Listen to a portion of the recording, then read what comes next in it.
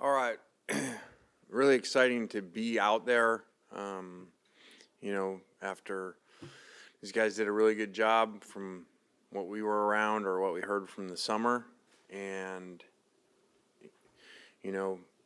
even though working with them in spring and in the summer, there's some guys specifically back from some injuries that really made today even more exciting to have the majority of the players out there and to be able to see them together and start trying to figure out where all these pieces are going to fit and how they do. So spent a lot of time talking to them in the first meeting about outside expectations, hype, and accolades and those things and how little those mean. This team hasn't won any games, they haven't played together, and even players that have had previous success here or other places, that doesn't mean anything either. So just making sure that they understand, whether it's preseason rankings, whether it's as a team, position group, individuals, how that means nothing, and those can always be exact opposite a lot of times from what happens by the end of the year. So we got a lot of work to do, but at the same time it's exciting to have a lot of pieces to work with and to try to gel them together. So good first day, and we're still watching the film right now, but a lot of exciting stuff. A lot was made of the talent and athleticism you guys brought on the defensive front with Princely and Walter, but you guys obviously brought in some linemen, offensive linemen as well. Do you think that the offensive linemen you brought in can have the same sort of impact that you're expecting from guys like Walter and Princely? I hope so. I think that maybe, you guys would be able to see as much as anybody, because I kind of see these guys every day, so sometimes you don't see change as much when you see them every day versus you guys coming out today and seeing all the pieces out there. Again, doesn't mean we're going to be any good, but we do, for the first time since I've been here, look like a real team. When you even in walkthrough. And again, that doesn't mean we're going to be any good. It just means that we actually have length and size, like, really good teams do. And so, again, we got a lot of pieces to do. There's all kinds of work to do with that. That doesn't mean you're going to be any good. You got to get them to play together. You got to get them to play individually as well as they can, and also to figure out what their roles are. But I do think we look a lot different, and people mention that a lot on defense, but we do look longer and more improved on the offensive line also.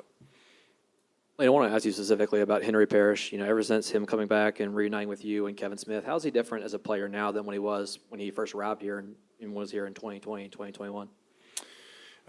Yeah, we haven't had a ton of work with him, not being here spring, so and really haven't done anything in pads yet with him. So, but we've obviously known him for a long time. I think physically, he doesn't look a ton different. It's not somebody that looks 20 pounds different or something, but I think that he's played a lot of football and, understands our system, but understands football really well and has really good football intelligence. Coach, condolences about your father. Kevin, first time here, had a kind of a three-headed monster, Ely and Connor and Parrish. Do you anticipate that kind of look this year with Bentley and Amos and Parrish?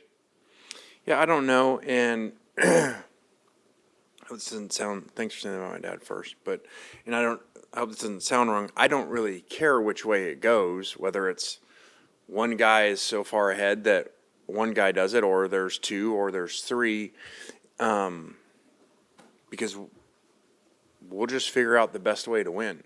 And so you've been around us for a while to know, we really don't have a script of this is exactly how it's supposed to look offensively, defensively, rotations of players, and our systems look different year in and year out based off of our players, let alone how many play at a spot. So I don't have that answer for you.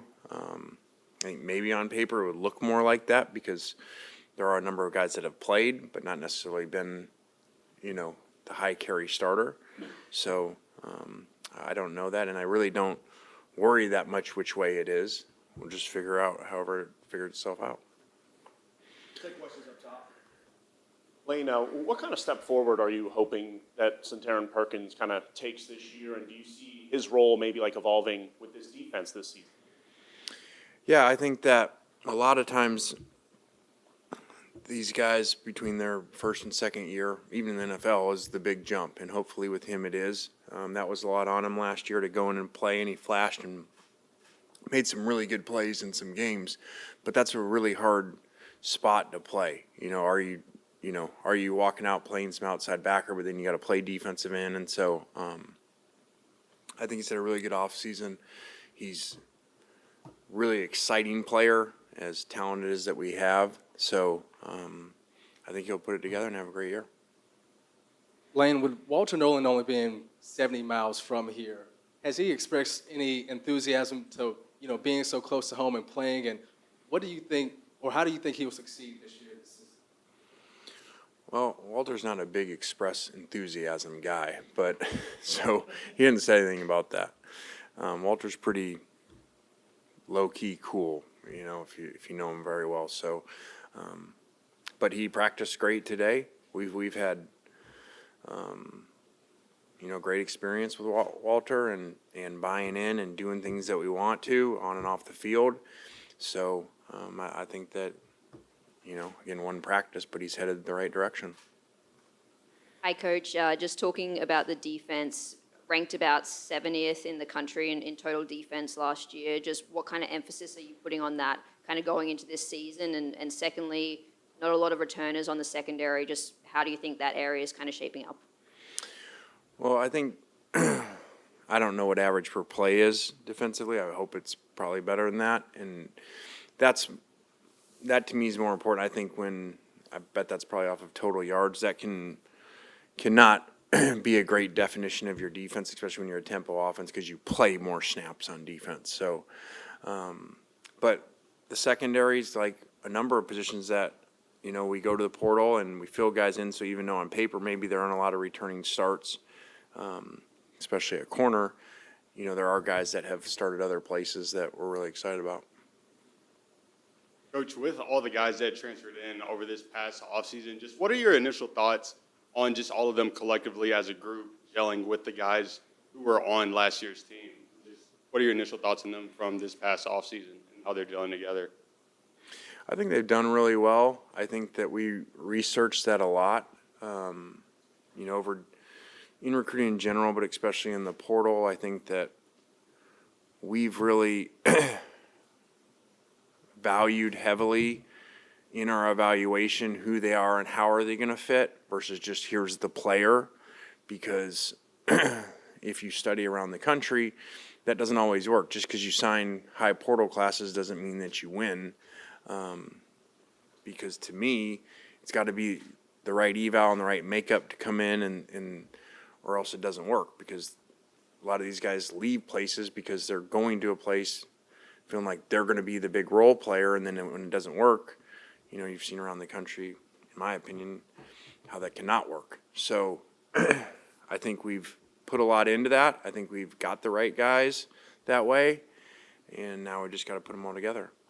We'll take questions down low. Lane, you made the comment following the loss against Georgia that you weren't where you wanted to be from a roster standpoint.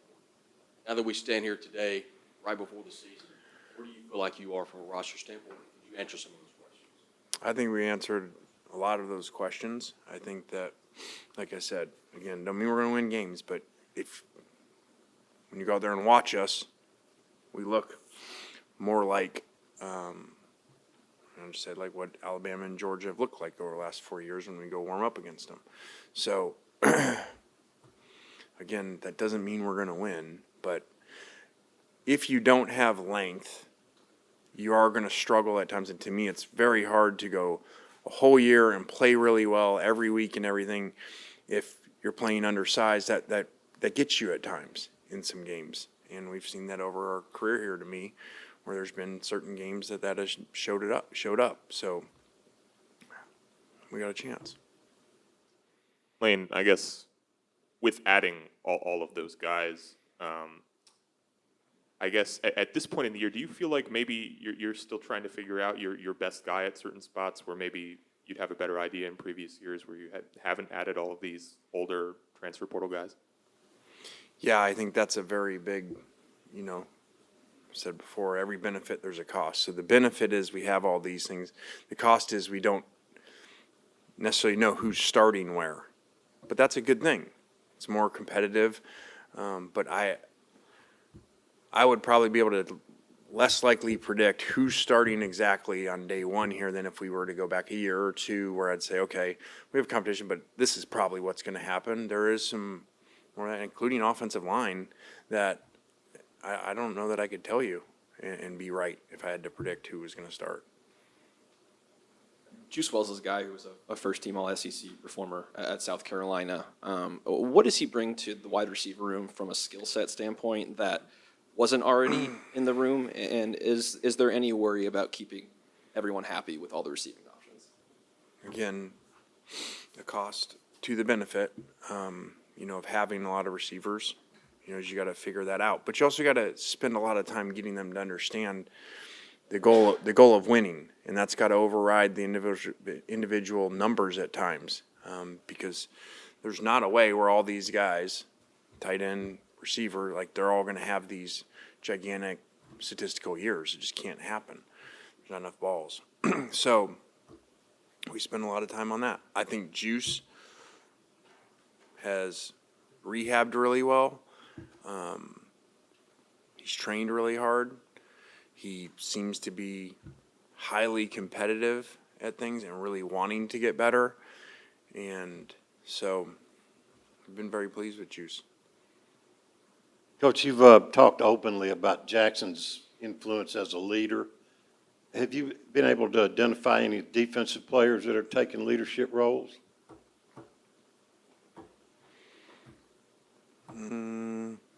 I think there's a lot of guys on defense. J.J. Pegues probably for sure.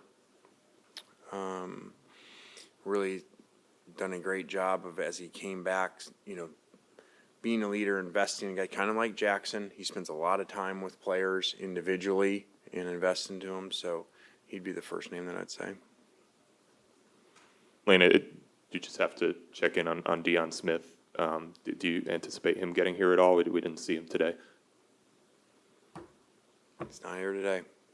So Is maybe, that maybe.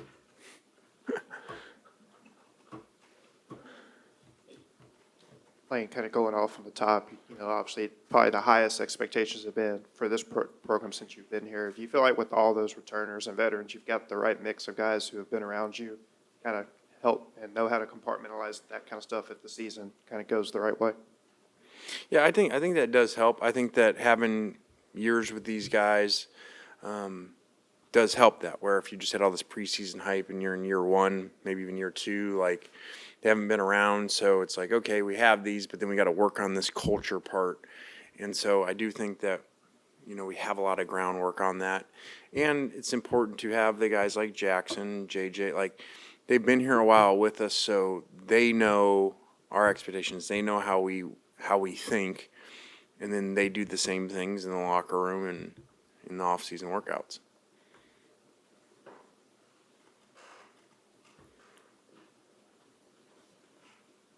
What's your early thoughts about having more people that are allowed to go on the field and coach, analysts and whatever?